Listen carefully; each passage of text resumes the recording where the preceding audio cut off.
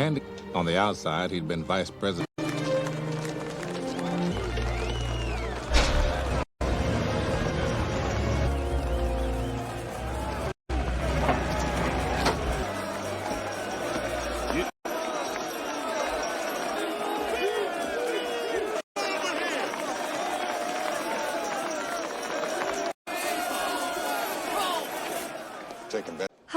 Halo teman-teman. Ketemu lagi sama Bioskop Hits. Kali ini kita bakal bahas alur cerita film The Shawshank Redemption yang keluar tahun 1994.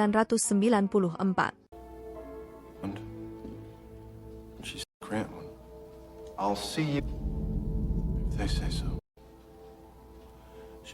Glenn Quentin drove to his house to. Film ini diambil dari kisah nyata tentang seorang napi jenius yang bikin layanan jasa finansial dan nyuci uang di dalam penjara. Gak cuma itu, dia bahkan bisa kabur dari penjara dengan keamanan super ketat. And when they put you in that cell, old life blown away, and most new fish happens every time. It's as good a thing to bet on as any. Gimana sih ceritanya? Biar gak makin penasaran, langsung aja kita simak alurnya. Di awal cerita, ada seorang napi bernama Red di penjara Shawshank yang lagi menjalani uji kelayakan buat pembebasan bersyarat. Tapi, sayangnya ditolak sama pimpinan penjara. The boys always go fishing with friends. Hey, fat ass. While you're there, I can hear you breathe. Tell you what, big old bull queers it just.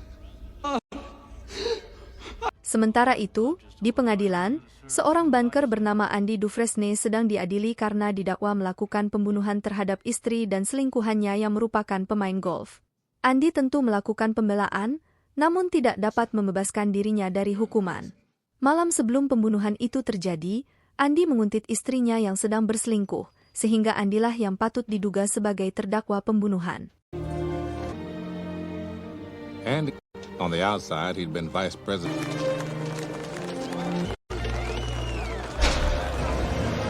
Padahal, dia tidak melakukan hal itu. Akhirnya, Andy divonis 2 kali hukuman seumur hidup dan dijebloskan ke penjara Shawshank, salah satu penjara yang paling mengerikan. Sesampainya di penjara, Andy dan para napi baru disambut dengan sorakan para penghuni penjara. Para penghuni penjara bertaruh siapa di antara napi baru yang akan menangis, dan Red memilih Andy yang akan menangis pada malam pertama. I must admit, that was my first impression. That guy never happened. Digger? Steve? Hal itu karena perbedaan yang sangat jauh antara di dalam dan di luar penjara. Namun, pada malam pertama, Andy tak mengeluarkan sepatah kata pun. Malah napi lain yang menangis histeris hingga sipir menghajarnya sampai lebam.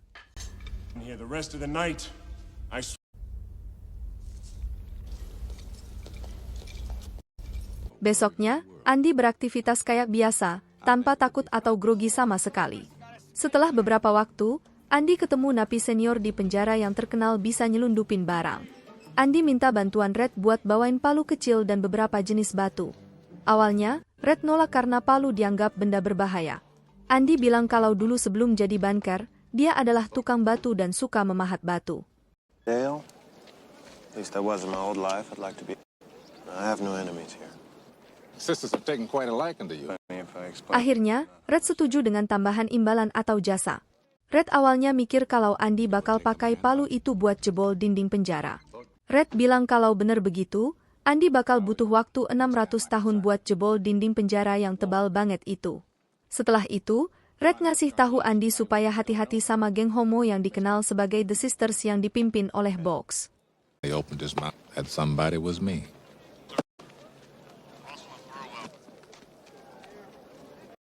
Everybody in is innocent, you know. Red dengar kabar kalau Box naksir Andy. Apa yang dikhawatirin Red pun kejadian. Andy seringkali dapat perlakuan gak senonoh dari geng itu. Kadang melawan, kadang juga enggak. Sering juga Andy kelihatan lebam-lebam, tapi dia nggak lapor ke siapapun. Beberapa lama kemudian, barang pesanan tiba. Red menitipin palu itu ke Brooks, petugas perpustakaan yang lagi keliling buat minjemin buku ke para napi. He decided it was outdoor detail. More than 100 men. Suatu hari, Norton, kepala penjara, ngumumin kalau dia lagi cari napi yang bisa dipercaya buat kerjaan proyek di luar penjara. Banyak napi yang pengen daftar jadi pekerja, tapi cuma beberapa yang diterima, termasuk Red, Andy, dan beberapa napi lainnya. Pas Andy dan teman-temannya lagi ngebenerin atap, Andy dengar keluh kesah komandan sipir, Hadley, yang ngeluh karena warisannya kena potongan pajak gede. Nggak disangka, Andy berani nawarin diri buat bantu urus pajak biar nggak kena potongan besar ke komandan sipir yang galak itu. Akhirnya, Andy hampir dipukul Hadley, tapi Andy berhasil meyakinin Hadley kalau dia itu banker profesional jadi ngerti banget urusan finansial dan pajak. Andy cuma minta imbalan beberapa botol bir buat teman-temannya. 3 beers apiece for each of my... If you can have a bottle of suds. What are you, Jimmy? Setelah itu, teman-teman Andy bisa minum bir setelah kerja sambil menikmati sore seperti orang bebas. Mereka sangat berterima kasih pada Andy karena berkat dia, mereka bisa merasakan nikmatnya kebebasan dan mendapat perlakuan baik dari para sipir yang biasanya kejam. Or maybe make a few, if only. Chess. I hate it. Well, hey, you're talking to the right man. One side in alabaster, the opposing side. Pickings are pretty slim in the yard. And the weekend to be kind of. What? Murder. Same Shawshank.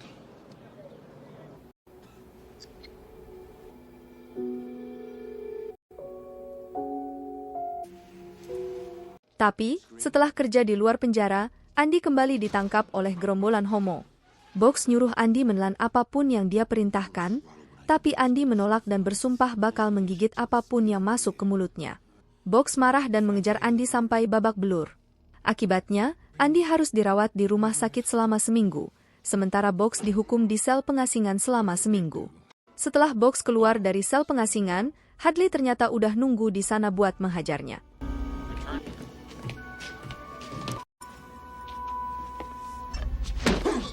Box dipukuli oleh Hadley sampai tangan dan kakinya patah, dan harus dirawat di rumah sakit. Sementara itu, teman-temannya Andy yang merasa berhutang budi sama Andy ngumpulin batu buat Andy ukir jadi pion catur. Gak cuma itu, Red juga bawain poster aktris favorit Andy dari film yang mereka tonton bareng. Pas Andy pulang dari rumah sakit, dia lihat udah ada batu yang siap diukir sama poster aktris idolanya. Terus, waktu Andy lagi ngukir namanya di dinding penjara, tiba-tiba ada bongkahan semen yang jatuh. Andy jadi sadar kalau tembok penjara ternyata cukup rapuh. Jadi, dia nutupin pahatan di dinding itu pakai poster aktris idolanya.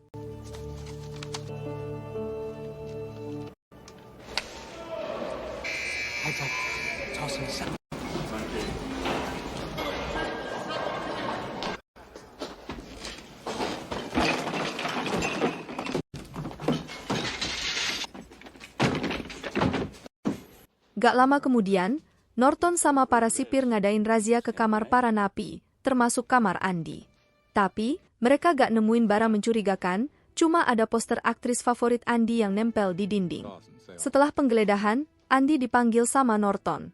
Sekarang dia dipindahkan jadi asisten pustakawan di perpustakaan penjara. Sebelumnya, Andy kerja di bagian laundry penjara. Di perpustakaan, Andy ketemu kakek tua bernama Brooks yang udah tinggal di penjara sejak 1958 dan jadi pustakawan sejak tahun 1947. Nggak lama kemudian, datang seorang sipir bernama dengan yang minta Andy buat ngatur keuangan dia supaya nanti bisa kuliahin anaknya.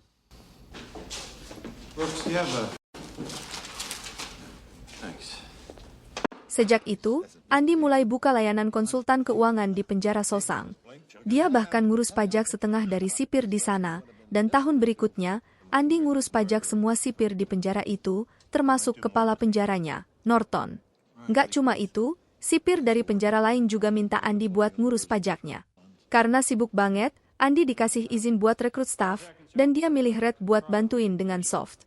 Selain itu, ngeliat kondisi perpustakaan yang nggak layak, akhirnya Andy minta izin ke Norton buat ngirim surat ke senator setiap minggu.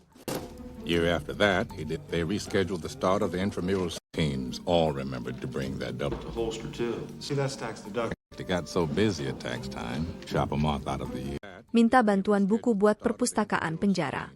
Tapi, berkali-kali surat yang dikirim Andi nggak dibalas sama sekali. Tapi Andi nggak nyerah. Pada tahun 1954, Broxy akhirnya dapat pembebasan bersyarat setelah hampir 50 tahun di penjara. Tapi dia tiba-tiba bikin masalah dengan menyandera temannya karena temannya ngucapin salam perpisahan. Untung ada Andi yang bisa nenangin Broxy, jadi dia akhirnya ngelepas temannya itu. Crazy old fool goddamn near cut my ear to say fairly well. You know what happened in there, that's all. In your pants. Fuck you. Pas keluar penjara, Broxy bingung banget karena dunia luar udah berubah total.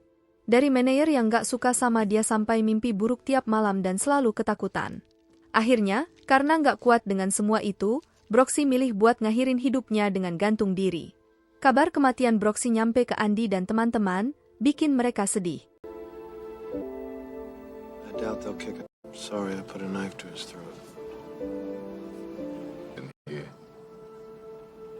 Goddamn mess, I'll tell you that.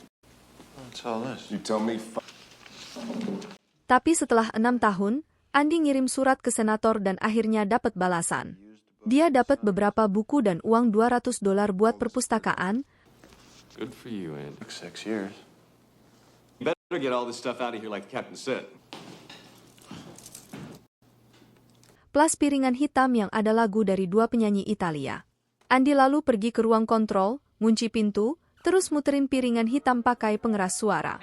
Semua napi jadi tenang dengerin lagu itu. Tapi Norton beda cerita, dia maksa Andi buat buka pintu.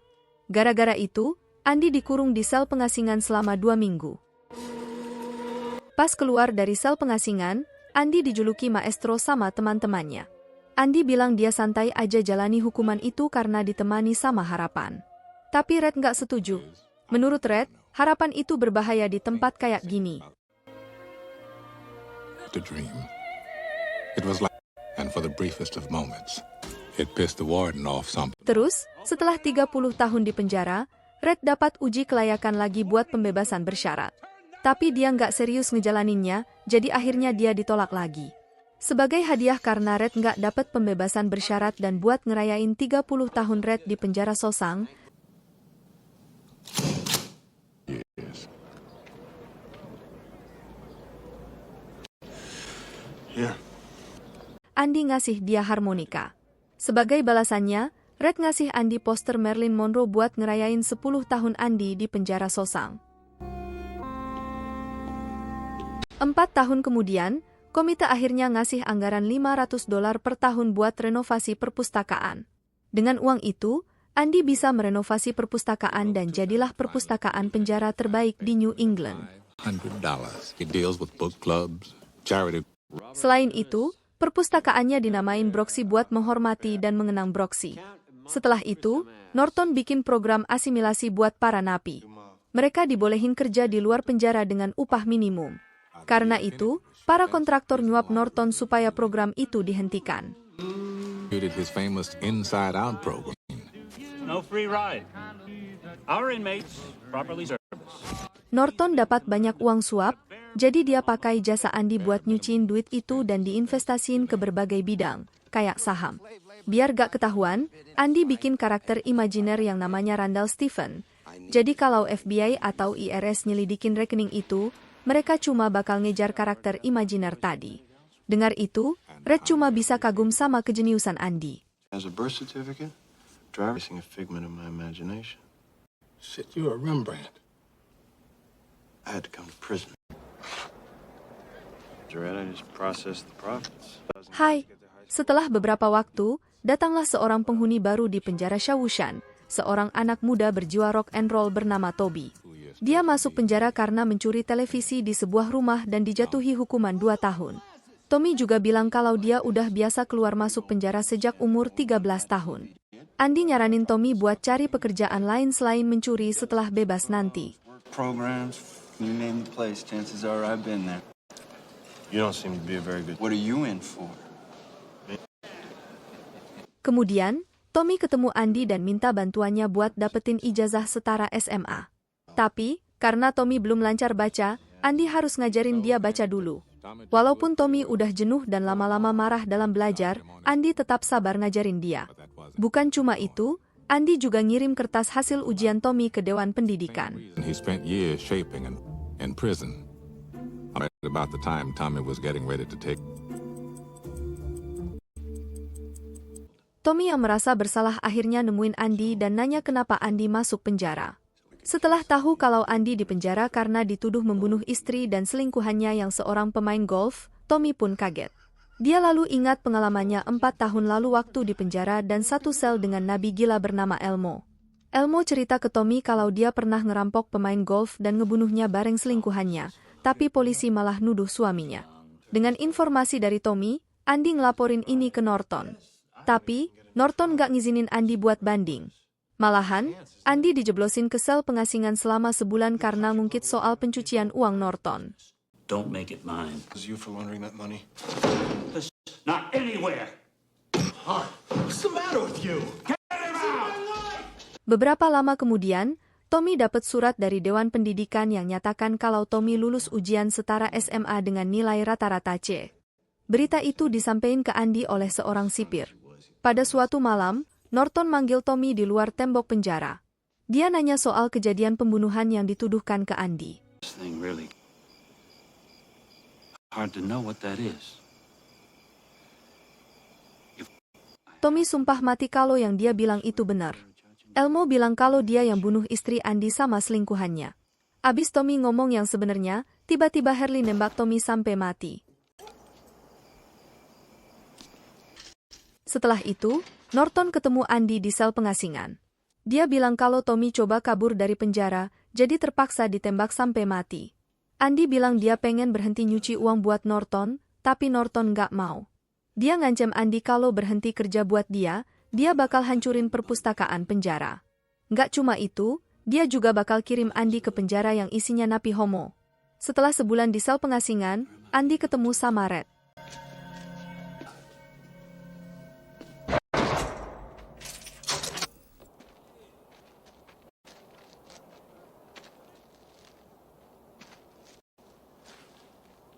My wife used to say I'm a hard man to know.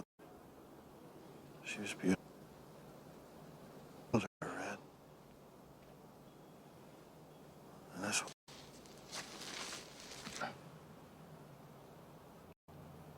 Andy bilang kalau dia masih sayang banget sama istrinya dan merasa bersalah atas kematiannya, meskipun dia bukan pelakunya.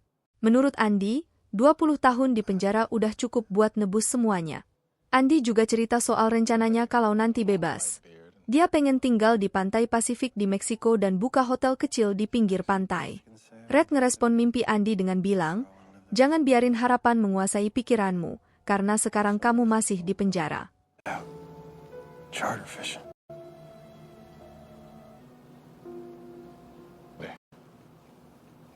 Been here most of my life.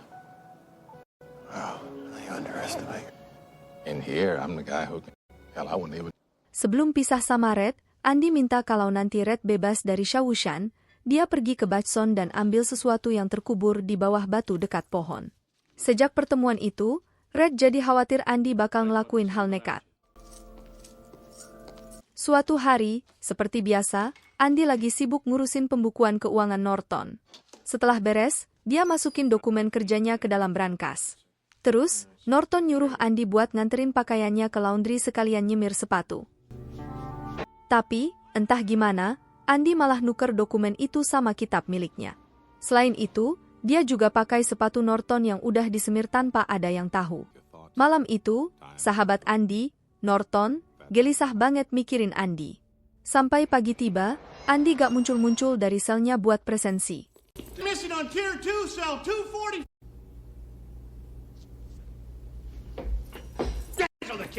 Para sipir yang marah langsung kesel Andy. Tapi, mereka kaget karena Andy udah gak ada di selnya. Yang lebih bikin curiga, gak ada tanda-tanda kalau ada orang yang kabur, soalnya gak ada bagian sel yang rusak. Don't say that to me. What you're saying? Am I? Tell me what this is. Last night's camp. He was in him found. Now tomorrow, move your butts. Move it! He might. Lord, it's a... Damn right. Norton lagi kesel abis dan ngelempar batu yang diukir sama Andy kemana-mana sampai akhirnya nembak poster idola Andy. Batunya tembus, dan pas dibuka, ternyata ada lubang gede. Selama ini, Andy nyoba ngebolongin penjara.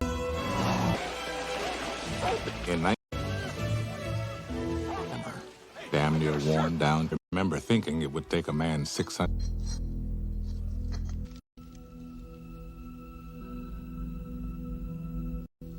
And I say, Tiap malam terus nyampahin barang-barangnya pelan-pelan ke halaman penjara. Terus malamnya, Andy bawa barang-barangnya, lari lewat lubang itu, ngelubangin pipa saluran air kotor, dan merangkak 500 yard sampai akhirnya nyampe sungai di luar penjara. Polisi dan sipir semua kerepotan nyari Andy setelah dia kabur.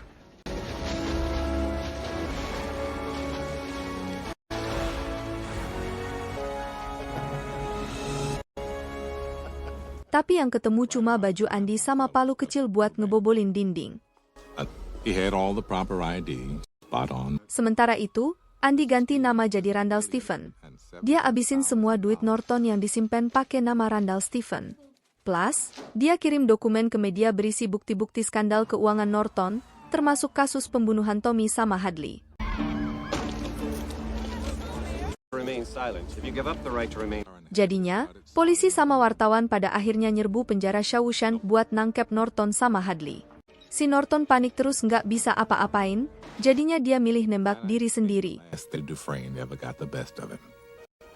Sementara si Hadley ditangkap polisi. Sementara itu, si Andy cabut bawa uang Norton ke tempat impian dia, Zihuatanejo. Begitu nyampe sana, dia kirimin Siret surat minta dia ikutan ke sana.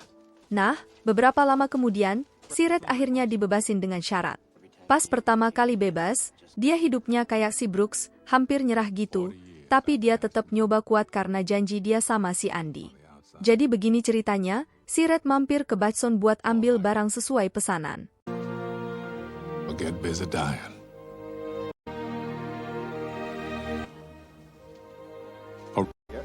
Ternyata isinya duit dan surat dari si Andy yang minta Red urus hotel di Zihuatanejo.